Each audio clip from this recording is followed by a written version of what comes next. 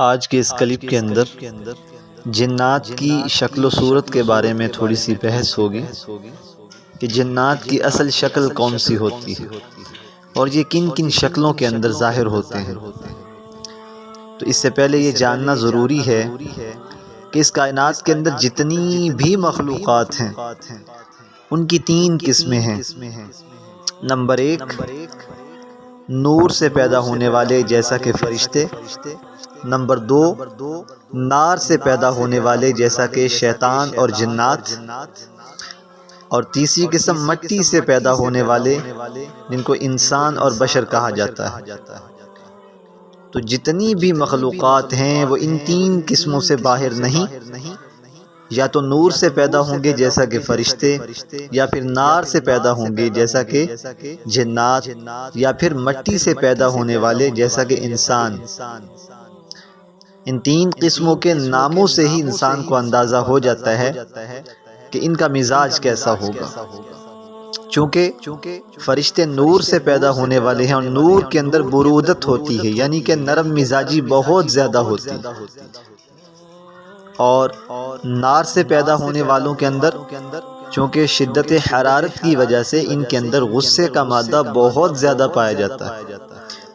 اور تیسری قسم مٹی نور اور نار کے اعتدال کا نام مٹی ہے، اور مٹی سے پیدا ہونے والی مخلوق کے اندر نہ زیادہ غضب ہوتا ہے اور نہ ہی زیادہ نرم مزاجی، بلکہ اعتدال کے اندر رہتے ہیں۔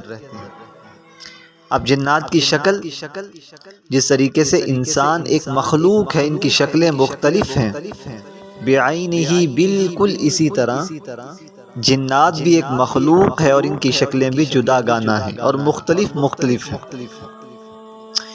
ہر جن کی شکل دوسرے جن سے مختلف ہوتی ہے، ان کی حقیقت میں اپنی صورت ہوتی ہے، لیکن بتایا کہ یہ اتنی حساس اور اتنی خفیف مخلوق ہے کہ انسانی آنکھ ان کو دیکھنے سے قاصر ہوتی ہے۔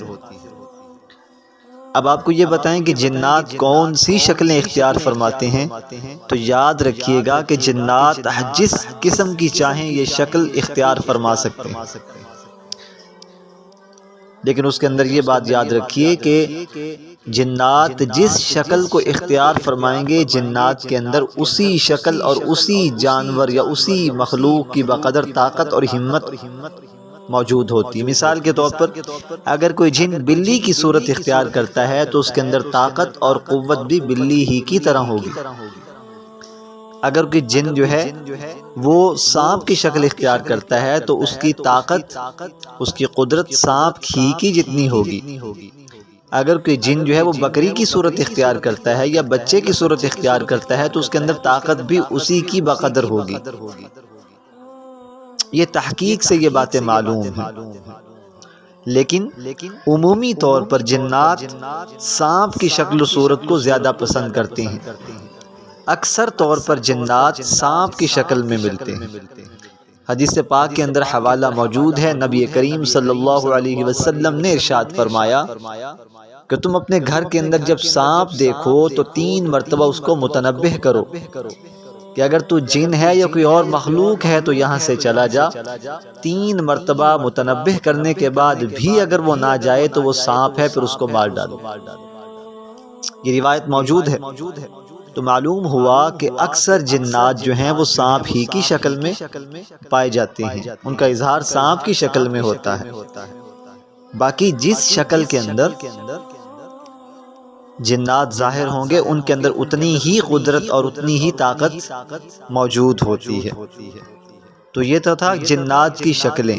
مختلف شکلوں کے اندر ان کی حقیقی شکل ایک ہی ہوتی ہے، لیکن جو شکلیں یہ بنا سکتے ہیں ان کی شکلیں میں نے بتا دیا کہ وہ ہر شکل اختیار کر سکتے ہیں، لیکن جس جانور کی، جس مخلوق کی شکل و صورت وہ اپنائیں گے اس کے اندر اسی مخلوق کتنی ہی طاقت ہی موجود ہوگی، اس سے زیادہ طاقت نہیں ہوگی۔